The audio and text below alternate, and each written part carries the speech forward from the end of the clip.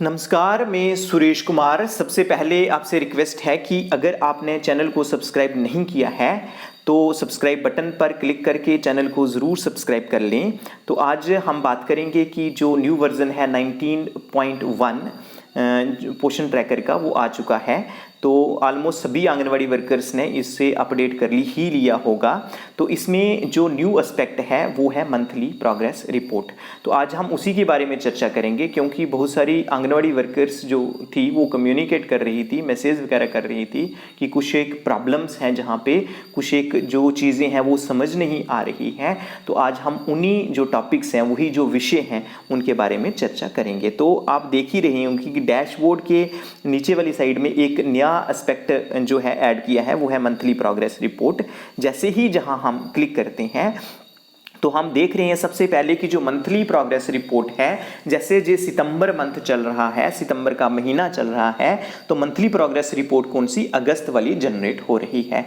That means September month में अगस्त वाली जो मंथली प्रोग्रेस रिपोर्ट है वो सामने दिख रही है। दूसरी बात ये है कि जो MPR जहां आपने भरनी नहीं है, जैसे आप क्या करते थे, यहाँ पे आप मैन्युअली जो भरते थे, हाथ से भरते थे, वो आपने भरनी होती थी, कंपाइल करनी होती थी। जहाँ पे जो कंपाइल है, जिस सर्वर ऑटोमेटिकली कंपाइल कर रहा है, आपने सिंपली जो डेली बेसिस पे या मंथली बेसिस पे या कैजुअली जो सभी एक्टिविटीज आपने करनी है, तो वो ऑटोमेटिकली जहां पे जो रिफ्लेक्ट हो जाएंगी अगले महीने में, तो MPR के फॉर्म में रिफ्लेक्ट हो जाएंगी। तो जहां पे सबसे जो पहला है वो है बेनिफिशरीज। जो बेनिफिशरीज में अलग अलग कॉलम है, जहां पे 6 कॉलम दिए गए हैं, जिनमें सबसे जो एक कैटेगरी वाले कॉलम है वहां पे है total active beneficiaries, newly register and inactive during the month. Active beneficiaries थे कि जो अक्टूबर मंथ में जिन बेनिफिशरीज को हम न्यूट्रिशन दे रहे थे, जिन बेनिफिशरीज को हम ICDS की या पोषण की सर्विसेज दे रहे थे। न्यूली रजिस्टर का मतलब होता है कि कौन कौन से नए बेनिफिशरी पिछले महीने में, अगस्त महीने में रजिस्टर हुए हैं। उसके बाद इनएक्टिव ड्यूरिंग द मंथ, मतलब जो वो वाले बेनिफिशरीज हैं जो पहले तो हमारे बेनिफिशरीज थे, लेकिन अगस्त महीने में वो बेनिफिशरीज हमारे चले गए। उदाहरण के तौर पर, एग्जाम्पल के तौर पर, एक जो लैक्टेटिंग मदर थी, आपको पता ही है कि लैक्टेटिंग मदर 6 महीने तक रहती है। जब बच्चा 6 महीने का कंप्लीट हो जाता है तो बच्चा कौन से कैटेगरी में शिफ्ट कर जाएगा, वो 6 महीने से लेके 3 साल की कैटेगरी में शिफ्ट होकर जाएगा। और जो उसकी मदर होगी उसको लैक्टेटिंग मदर कहते हैं, वो जहाँ से जो है वो ऑटोमेटिकली जो है वो माइग्रेट हो जाएगी, आउट हो जाएगी। दैट मीन्स कि वो कौन से कैटेगरी में आएगी, वो इनएक्टिव के कैटेगरी में आ गई। सिमिलरली अगर कोई बच्चा है वो प्री स्कूल एजुकेशन में है, जब वो उसका 6 साल पूरे हो जाते हैं तो वो भी वहां से बच्चा आंगनवाड़ी सेंटर से आउट हो गया, तो कौन सी कैटेगरी में चला गया, वो inactive during the month category में आ गया। उसके बाद अगर आप डिटेल देखना चाहें तो व्यू डिटेल में जाना है। आप जहाँ पे जो है प्रेग्नेंट वीमेन, लैक्टेटिंग मदर, जो बच्चे हैं 0 से 6 महीने, 6 महीने से 3 साल, 3 से 6 साल तक के बच्चे आप देख सकते हैं। उसके बाद जो 3 और हैं वो है कि कोई जहाँ से बच्चा माइग्रेट तो नहीं हुआ है दूसरे सेंटर में। आंगनवाड़ी सेंटर माइग्रेशन मतलब एक सेंटर से जो दूसरे सेंटर में बेनिफिशियरी माइग्रेट तो नहीं हुआ है। एक जो नेक्स्ट प्रोविजन है वो है डेड, किसी की डेथ तो नहीं हुई है। माइग्रेट आउट मतलब टेम्परेरी कोई बच्चा माइग्रेट आउट तो नहीं हुआ है, जी आपको फर्स्ट में बेनिफिशियरी वाली लिस्ट में मिल जाएगा। जो दूसरा एस्पेक्ट है वो है सप्लीमेंट्री न्यूट्रिशन। आपको पता ही होगा कि जो हम अपने बेनिफिशरीज को जो सप्लीमेंट्री न्यूट्रिशन है जी 2 फॉर्म्स में देते हैं। नंबर 1 है HCM, जिसको हॉट कुक्ड मील बोलते हैं, और दूसरा है THR मतलब टेक होम राशन। तो इसमें जैसे दिख रहा है कि जहाँ पे जो टोटल एलिजिबल बेनिफिशरीज हैं वो 57 हैं, मतलब 57 हैं। तो कितनों को दिया है, beneficiary provided THR/HCM for at least 21 day, जो है 55 बेनिफिशरीज हैं। मतलब जो इनमें से जो 57 में से 57 में से 55 जो बेनिफिशरीज हैं, 55 जो बेनिफिशरीज हैं उनको एटलीस्ट 21 डेज HCM, मतलब जहाँ तो 21 दिन HCM और THR दिया है, जहाँ 21 दिन से ज़्यादा दिया है। लेकिन जो 2 बेनिफिशरीज हैं वो 21 दिन से उनको कम दिया है, इसलिए जहाँ पे जो 55 ही, जहाँ 55 ही रिफ्लेक्ट हो रहा है। तो अब जो आपके माइंड में ये भी आ रहा होगा कि सिर्फ 21 दिन ही जहां क्यों रखा है, क्योंकि जो आईसीडीएस का नॉर्म्स हैं, जो आईसीडीएस की गाइडलाइंस हैं, वहां है कि जो कंपलसरी है आंगनवाड़ी वर्कर को 21 दिन जो है वो सेंटर लगाना ही लगाना है, और बेनिफिशरीज को 21 दिन न्यूट्रिशन देना ही देना है, जो कंपलसरी होता है। उसके बाद जो नेक्स्ट है वो है डेज ऑफ THR प्रोवाइडेड, जहां पे है 936 बेनिफिशरी प्रोवाइडेड THR 39। तो अब जहां भी एक कंफ्यूजन क्रिएट हो रही है आंगनवाड़ी वर्कर्स को कि एक महीने में 30 दिन होते हैं, तो ये THR लिख रहा है 936, तो ये कैसे पॉसिबल हो सकता है? जी आपको बताते चलें कि ये सिंपली इन्होंने क्या किया है कि नंबर ऑफ बेनिफिशरीज, जितने बेनिफिशरीज हैं multiplied by number of days जो है वो THR प्रोवाइड किया है। तो इसको हम दूसरे ढंग से देखना चाहें कि कितने डेज प्रोवाइड किया है, जे टोटल डेज हो जाएंगे कि जितने बेनिफिशरीज हैं उनको मल्टीप्लाई कर देना है। किससे मल्टीप्लाई कर देना है? नंबर ऑफ डेज से कर देना है।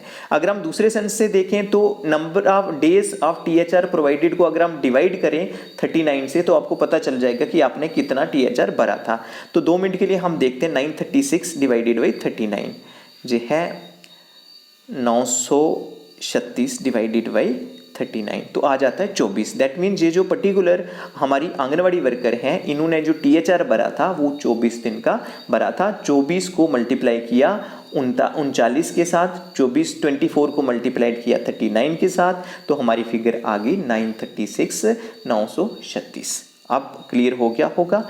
नेक्स्ट हम जब देखते हैं कि डेज ऑफ HCM प्रोवाइडेड, ये कितना है 449। सिमिलरली है तो बेनिफिशरीज जो है प्रोवाइडेड HCM जो है 17। तो सेम अगर हम करें डिवाइड 449 डिवाइडेड बाई 17, तो 449 डिवाइडेड बाई 17, तो ये आता है 26.41। अब आपके माइंड में दोबारा आ रहा होगा कि 26.41 है, ये कैसे पॉसिबल है? ये इस ढंग से जहाँ पे हुआ है, क्योंकि आप ऊपर जहाँ देख रहे होंगे कि टोटल बेनिफिशरीज 57 थे, तो एट लीस्ट जो हमने THR 21 डेज प्रोवाइड किया है, जहाँ HCM 21 डेज किया है, वो 55 बेनिफिशरीज को ही दिया था। दैट मीन्स 2 बेनिफिशरीज ऐसे थे जिनको 21 डेज से नीचे कम जो है वो उन 21 डेज से, हो सकता जो वो आंगनवाड़ी वर्कर है उनने 15 दिन HCM दिया हो सकता 16 दिन दिया हो। तो इस तरह से दैट मीन्स 17 + 2 वो 19 थे, तो 17 को तो शायद 24 डेज दिया गया हो HCM, लेकिन 2 को दिया है 15 दिन, 16 दिन या 17 दिन। तो जब हम उस ढंग से करते हैं तो जो total days of HCM provided ये 449 आ जाएगा, ये 449 आ जाएगा 449। तो उसके बाद नेक्स्ट जो तीसरा एस्पेक्ट है वो है प्री स्कूल एजुकेशन का, कि ये है कि टोटल कितने बच्चे हैं जहाँ पे इस आंगनवाड़ी सेंटर में 3 से 6 साल तक के, वो है 26। तो चिल्ड्रन अटेंडेड, जहाँ पे आपको दोबारा से थोड़ा सा कन्फ्यूज़न हो सकता है, जहाँ पे ऊपर दे रहा है कि children attended anganwadi centre for at least 15 days, कितने बच्चों ने अटेंड किया आंगनवाड़ी सेंटर? वो है 17 जो बच्चे हैं उन्होंने एटलीस्ट 15 दिन आंगनवाड़ी सेंटर को अटेंड किया होगा। तो इसमें 10 चिल्ड्रन अटेंडेड PSC, कितने बच्चों ने प्री स्कूल एजुकेशन अटेंड किया था? 17 में से 10 ऐसे हैं जिनने 15 दिन जो प्री स्कूल एजुकेशन है वो अटेंड किया होगा। इसका क्या मतलब है? इसका मतलब है कि ये जो पर्टिकुलर आंगनवाड़ी वर्कर हैं, जब वो डेली ट्रैकिंग पे क्लिक कर रही थी, वहाँ पे जो 3 से 6 साल तक के बच्चों की अटेंडेंस उन्होंने कर दी, उनको HCM दे दिया, उनको मॉर्निंग स्नैक दे दिया, लेकिन नीचे जो एक्टिविटी वाला कॉलम था वो उन्होंने स्किप कर दिया। ये जो पर्टिकुलर आंगनवाड़ी वर्कर हैं 17 में से जो 10 दिन ही उन्होंने एक्टिविटी वाला कॉलम फिलअप किया, बाकी 7 दिन वो स्किप कर गई। इसलिए 17 में से जो 10 चिल्ड्रन जहाँ पे जो आ रहे हैं pre school education for at least 15 days. Similarly जहाँ पे 16 बेनिफिशरीज ऐसे हैं कि जिनको 16 children attended anganwadi centre for at least 21 days, तो उसमें 16 में से 7 ऐसे हैं जिन्होंने प्री स्कूल एजुकेशन अटेंड की है फॉर 21 डेज। दैट मीन्स कि जो जहाँ पे 17 में से 16 बच्चे ऐसे हैं जिन्होंने कि 21 दिन जो आंगनवाड़ी सेंटर को अटेंड किया है, और एक बच्चा ऐसा जो 21 दिन से कम था। 21 दिन से कम कितना? 17 दिन था। तो 16 प्लस 1 17 हो गया। तो वैसे ही जो 7 बच्चे ऐसे हैं जिन्होंने जो PSC अटेंड किया प्री स्कूल एजुकेशन वो की है 21 दिन, और 10 ऐसे हैं जिन्होंने 15 दिन, दैट मीन 7 जो 3 बच्चे ऐसे हैं जिन्होंने 21 दिन से कम किया है, वो जो 7 और प्लस 3 करेंगे तो 10 आगे मोर देन 15 डेज में आगे हैं। तो इसका मतलब ये है कि जो आंगनवाड़ी वर्कर्स हैं वो जब डेली ट्रैकिंग फिलअप करती हैं तो वो ध्यान रखें कि जो डेली ट्रैकिंग के साथ साथ जो एक्टिविटी है, जिसमें एक्टिविटी में पर्सनल हाइजीन होता है और प्री स्कूल एजुकेशन होता है, उन कॉलम को भी ज़रूर क्लिक कर लें। उसके बाद जो अगला एस्पेक्ट है, चौथा एस्पेक्ट है, वो है होम विजिट्स। तो इसमें जो टारगेट थे वो 19 थे, मिस्ड जो थे वो 0 थे। इसमें हम डिटेल भी देख सकते हैं कि प्रेग्नेंट लेडीज़ के कितने होम विजिट करने थे, लैक्टेटिंग मदर के घर कितने करने थे, बच्चों के घर कितने करने थे। तो ये आसान है, इसमें कोई आई डोंट थिंक कि यहाँ पे कोई प्रॉब्लम होगी। उसके बाद जो ग्रोथ मॉनिटरिंग है, एक बात आपको और क्लियर करता चलूँ, क्योंकि जहाँ पे आंगनवाड़ी वर्कर्स को कुछ एक इसमें अगर हम सप्लीमेंट्री न्यूट्रिशन की बात करें तो इसमें एक एस्पेक्ट और है। कुछ एक आंगनवाड़ी वर्कर्स ऐसी हैं जिन्होंने सिर्फ सभी बेनिफिशरीज को हार्ड कुक्ड मील ही दिया है, उन्होंने THR वगैरह नहीं दिया है। उस केस में शायद उनका जो THR है वो 0 आ रहा होगा, तो उसमें कोई इशू नहीं है। आपने उन बच्चों को या उन जो बेनिफिशरीज को अगर हार्ड कुक्ड मील दिया है तो आपको हार्ड कुक्ड मील सामने दिखेगा। शायद उस केस में आपको जो THR है वो 0 दिख सकता है, क्योंकि आपके पास जहाँ तो THR था नहीं था, जहाँ उनको आपने दिया नहीं, आप क्योंकि खाना बना के ही बेनिफिशरीज को वहाँ ही आप आंगनवाड़ी सेंटर में देते थे। तो जो आपने सम टोटल की बात करनी है, THR/HCM, अगर आप THR देते हैं कोई इशू नहीं है। अगर आप HCM जो हार्ड कुक्ड मील आंगनवाड़ी जो सेंटर में जो बेनिफिशरीज हैं उनको बना के आंगनवाड़ी सेंटर में बिठा के देते हैं तो वो HCM में आता है। तो उस केस में अगर आपका THR 0 भी आता है तो आपको जो वरी करने की कोई ज़रूरत नहीं है, परेशान होने की कोई ज़रूरत नहीं है। तो हम बात कर रहे थे नेक्स्ट कि जो अपना नेक्स्ट आ रहा है ग्रोथ मॉनिटरिंग। तो ग्रोथ मॉनिटरिंग होता है कि आपने जो बच्चों का जो हाइट और वेट किया होगा, तो उसमें जो टोटल जो 2 कैटेगरी इसमें है, एक है सीवियरली स्टंटेड और दूसरा है मॉडरेटली स्टंटेड। और जहाँ पे है कि नॉर्मल कितने होंगे, स्टंटेड कितने हैं, अंडरवेट कितने हैं। स्टंटेड का मतलब होता है कि जो बच्चे हैं वो ठिगने हैं, वो उनकी प्रॉपर हाइट वाइज जो है वो जो ग्रोथ है वो नहीं हुई है। तो जहाँ पे सीवियरली स्टंटेड यहाँ है जी 1 बेनिफिशरी आ रहा है।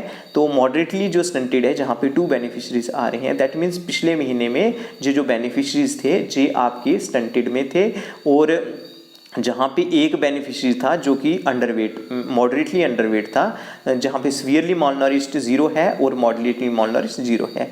तो जहाँ पे ओबेसिटी और ओवरवेट भी बच्चे जो हैं, जहाँ पे जे कॉलम शो करेगा कि अगर बच्चा ज़्यादा हाइट वेट ज़्यादा है, कोई ओबेसिटी है मतलब ज़्यादा वेट है, ओवरवेट है, तो वो जहाँ पे ओबीस और ओवरवेट में आ जाएंगे।